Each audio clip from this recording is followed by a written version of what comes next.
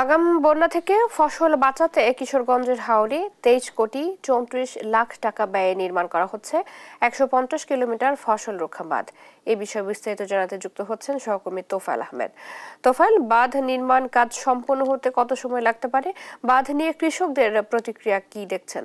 চৈতি, আসলে আমি এখন যে জায়গাটাতে দাঁড়িয়ে আছি কিশোরগঞ্জ জেলার ইতনা উপজেলার জিউলের হাওরে আমি এখন দাঁড়িয়ে আছি এবং আমার ঠিক পাশে আসলে দেখতে পাচ্ছি যে এখানে কিন্তু যে ফসল যে নির্মাণের ফসল রক্ষার যে বাঁধ কিন্তু ইতিমধ্যে কিন্তু মেরামতের কাজ চলছে। আমরা আসলে যেটি জানতে পেরেছি, পানি উন্নয়ন বোর্ড যেটি বলেছেন, এই প্রায় 33 লক্ষ টাকা ব্যয়ে কিন্তু এখানকার যে ফসল রক্ষা বাঁধ সেটি কিন্তু এবার নির্মাণ করা হচ্ছে।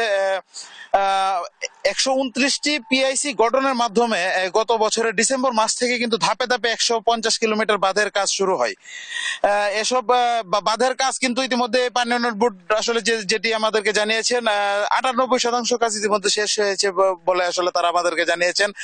এই কাজগুলো, এই বাঁধের কাজগুলো শেষ হলেই কিন্তু এই যে হাওরের যে একমাত্র বোরো ধান আসলে সেটি সুন্দরভাবে কৃষকরা ঘরে তুলতে পারবেন বলে আসলে আমরা যেমনটি জানতে পেরেছি। একটু আপনাদেরকে জানিয়ে রাখতে চাই যে এর আগে কিন্তু 2017 সালের দিকে কিশোরগঞ্জের এই হাওরে সর্বমোট 1,75,000 হেক্টর জমিতে বোরো আবাদ করা হয়। কিন্তু ওই বছরই কিন্তু আগাম বন্যায় সেখানে কিন্তু বেশিরভাগ ফসল কিন্তু পানিতে তলিয়ে যায়, যার কারণে কিন্তু তখন ক্ষতির পরিমাণ ছিল প্রায় 805,22,00,000 টাকার মতো। আসলে আমরা যেটি আসলে জানতে পেরেছি কৃষকদের সাথে কথা বলে, যে এবারের যেই ফসল রক্ষা বাঁধ 150 কিলোমিটারের যে বাঁধটি আসলে তৈরি করা হচ্ছে, এই বাঁধটি তৈরি করা হলে তাদের যেই বোরো ধানের যে আবাদ এবং বোরো ধানের যে ফসল সেটি কিন্তু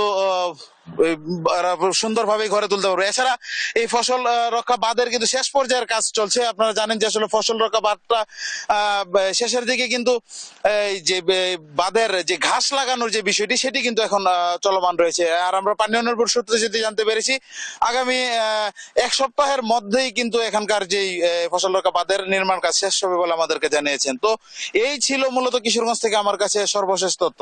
চৈতি। তোফায়েল, ধন্যবাদ আপনাকে। কিশোরগঞ্জ থেকে আমাদের সাথে যুক্ত ছিলেন সহকর্মী তোফায়েল আহমেদ।